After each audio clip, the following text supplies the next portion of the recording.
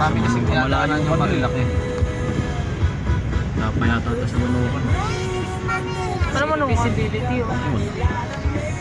Wala na makita. Uy, doon lang. Wala pang signal. Kaya nga eh.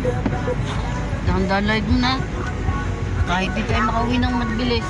Hindi anak, nakita mo wala nga tayo makatao. Oo. Wala man tayo malikot. Yung makatating.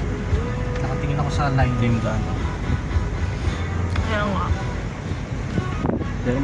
Pero parang nakakagad pag ano.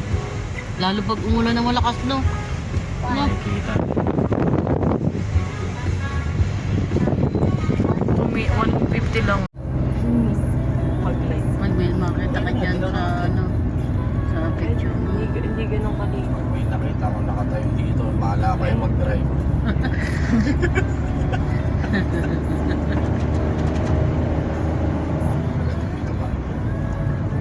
Ang dilim mo ng poste, no? Dahil yan. Walang poste ng kuryente. Dahil pang ayos ng gobyerno. Magpapasko na, ano? Asa yung daan dyan? Para nasa ibang bansa. Ay, natignan mo yung daan. Ay, gagi ko lang. Ayun na yung puti. Tignan mo yung puti. May tsaka may ilaw naman. Ah, pala yan. Hindi na siya.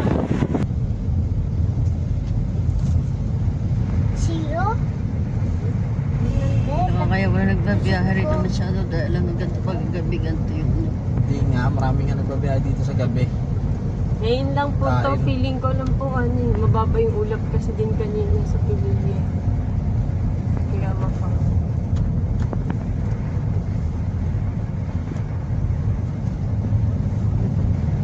First time yun mababa din siya. Para ka na rin nagbagyo. At least nakapunta ka na. Nasa naman tayo.